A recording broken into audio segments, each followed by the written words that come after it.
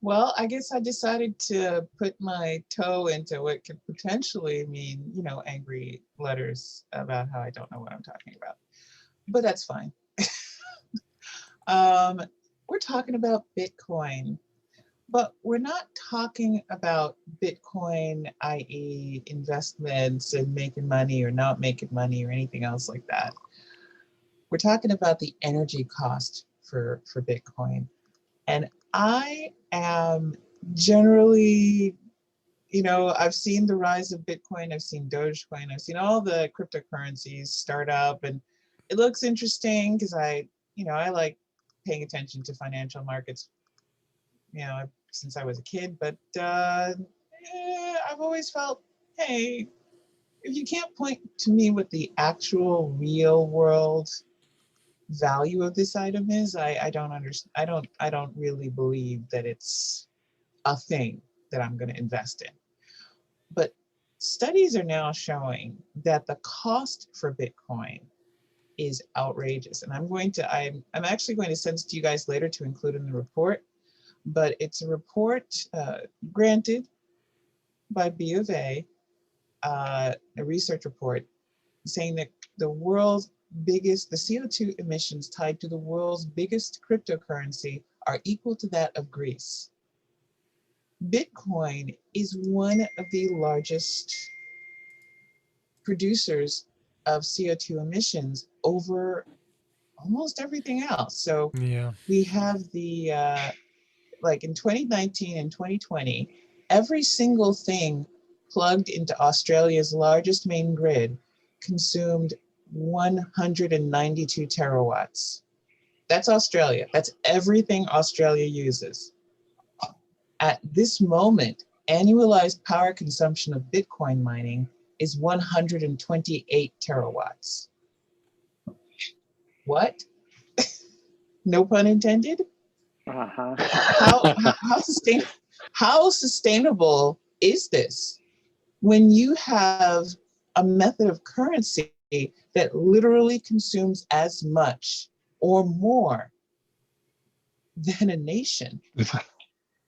Yeah. So Yeah. I'll take the other side. So it Do you doesn't mind sound if like I- anybody else is going to. So this No. is electricity use. Now, if you look at a country's energy consumption, it's far more than just electricity. If you look Right. at all the fuels that they burn, in addition, heating oil and gasoline and other things, so that lowers the percentage for Bitcoin significantly in that scale. And then the other thing is this is uh, if you look at any industry, like take banking and all of the electricity that they consume with all of the transactions that they have and all of the branches and ATM machines, or if you look at television, I think like Fox News is a complete waste of energy, in my opinion. I don't think they provide anything valuable to society, and there could be a whole lot better uses for that energy. And They serve ads. yeah, and so I completely disagree with this assessment. The fact that it's put out by B of A, well, they don't have a vested interest in trying to put cryptocurrency in a bad light, do they? No, yeah, just a little bit. And as we move our grid and make it more renewable and green, then that's going to just make this a whole lot better, which you can't say to other types of energy consumption that are not electrical. And so these the big miners are putting up in places where electricity is cheap, and that's usually because it's renewable and in abundance. So and I have to admit, I'm biased. I bought Bitcoin in 2015, and it's done really well since then, and I've made a whole lot of money on it. Yeah, that's why I'm on the other side of this argument. But I but understand. you said that they're in places where energy is cheap, like Eastern Washington, upstate New York, Iran, Inner Mongolia, China. 8% of the world's Bitcoin mining is based in those regions, and they're being thrown out because of their energy usage. They're being told to leave because they're destabilizing the grid. Well, that's manageable. I mean, so if they're consuming electricity, then they can build out capacity. They can, if you have a constant supply, demand, you're going to be able to meet that. I mean, that's what our electricity grid has done throughout the decades. When after World War II, when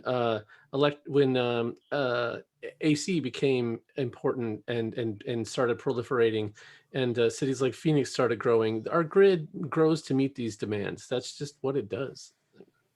Yeah, I I'm was I also was gonna agree go that down the middle on this one because I've seen the charts on both sides saying that it's not actually as bad as they make it seem, and oh my goodness, they're going to destroy the planet. Um, and I will say that if my power company decides to start charging me for all of my kilowatt hours from my solar panels, I might burn them up into a Bitcoin machine. Because then I'm still making the solar, but I'm not having to take the panels off my house. Well, now that I think you should. If you are over generating solar, I honestly think you should turn that into Bitcoin. You should make them. You should make money off of that. I think is perfectly fine.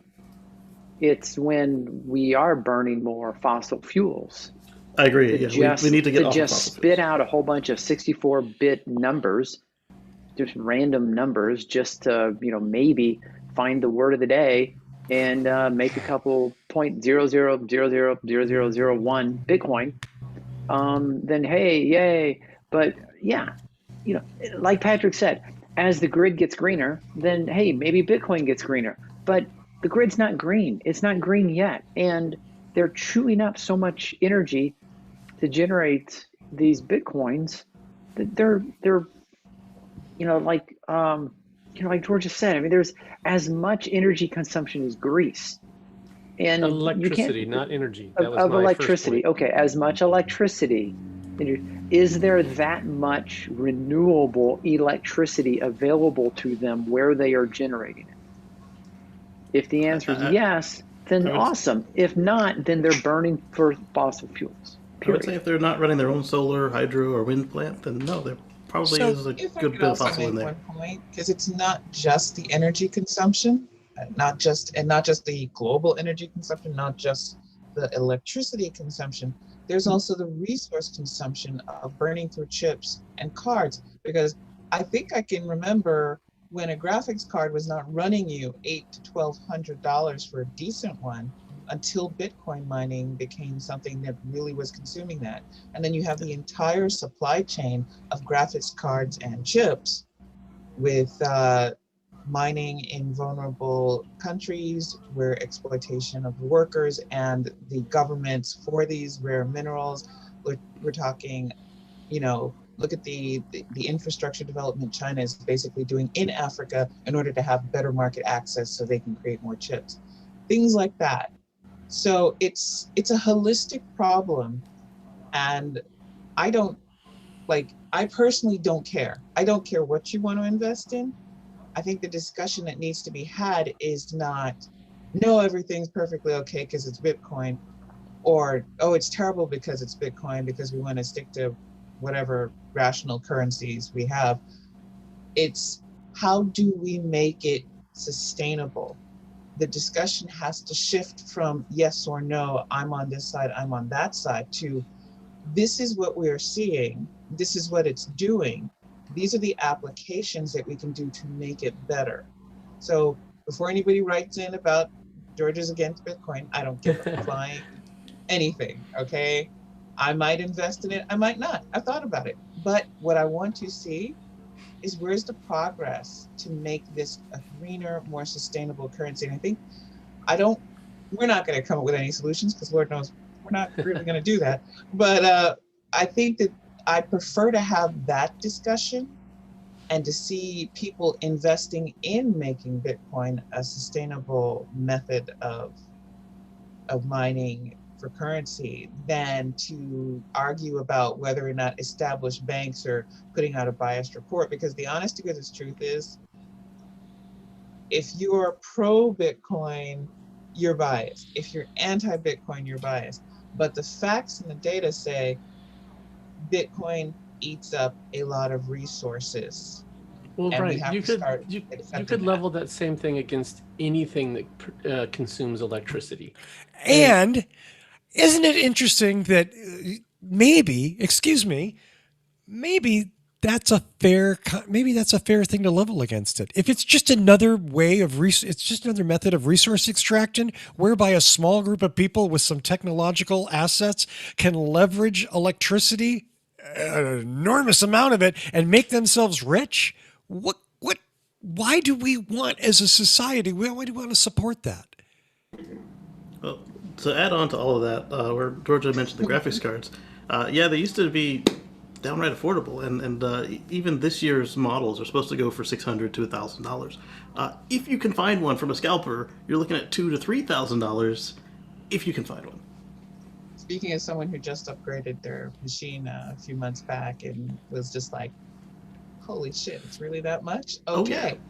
Oh, yeah. All I'm saying is I started off when the tech boom started, when it was supposedly this egalitarian, open startup market in the Bay Area, and everything people are dealing with now where they're understanding implicit bias in the tech industry and social media giants and all the, oh my God, you mean it really wasn't a meritocratic society? It's just all, it just happened to be all male and all white. And I'm like, no, I remember trying to break in and it was really, there was just no way in. So that's going back 20 years.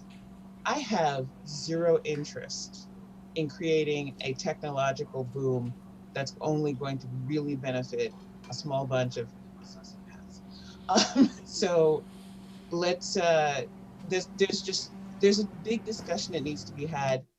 And unfortunately, only the consumers who are invested in it, like Patrick, are able to make a change and say, let's find a better way to do this. I mean, yeah, because if Patrick has enough shares and he goes to the group and says, hey, I'm going to cash out if you guys don't, invest in more solar or wind or whatever, they're probably going to listen to him. So why don't we all start a new currency called Green Coin, where it has to be certified from renewable energy, and they get Elon to tweet about it, and we'll all be rich. We could do that. Yeah. All right. A new coin offering. Here it comes. It could be done tomorrow, probably. Yeah, we could just skip to step 3 there, get Elon to tweet about it, and we all be rich, and that's the secret. Yeah, that's about it.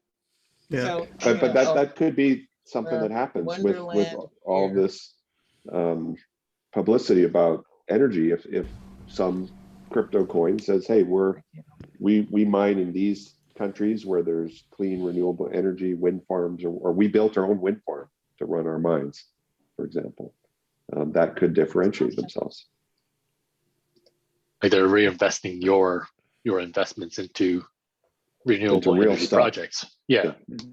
And then the beauty of that is that once they go bust after this bubble burst, if it's a bubble, there's still now this generation capacity ready to go on the grid locally. Let me go back, if I may, to Patrick. Patrick, I interrupted you. Oh, I don't remember what I was going to say, but I will say that today, St. Patrick's Day, is the first day of the year that we are net zero at our house, and it's only March. So we actually generated as much solar. We're still making a little bit as we use today, and the sun's not going to set here until 7:20 tonight. I'm north of the 45th. We have nice long days, and so yeah, I'm all for green energy. This green coin idea sounds pretty cool, and I'm sure there's been something like that already. And Patrick, does your energy include powering your vehicles or just your household needs? Yep. Wow. Yep. We plug in the garage, and we've got 2 Teslas in there that That's are pretty cool. electrically powered. Nice. We're not Is driving. the Leaf a whole still lot kicking right around, now. or did the Leaf get traded for one of them? The Leaf is gone. Yes, we have a Model X and a Model 3. Okay, and with that, I'm going to suggest we move on to the next story, or we won't get through very many tonight. But very, very interesting story, and boy, yeah, I could go off on a rant. Thank you for that. And Green Coin was launched on St. Patrick's Day. Patrick's Day. Oh, Patrick's perfect. Day, that makes perfect Yeah. sense. Yes.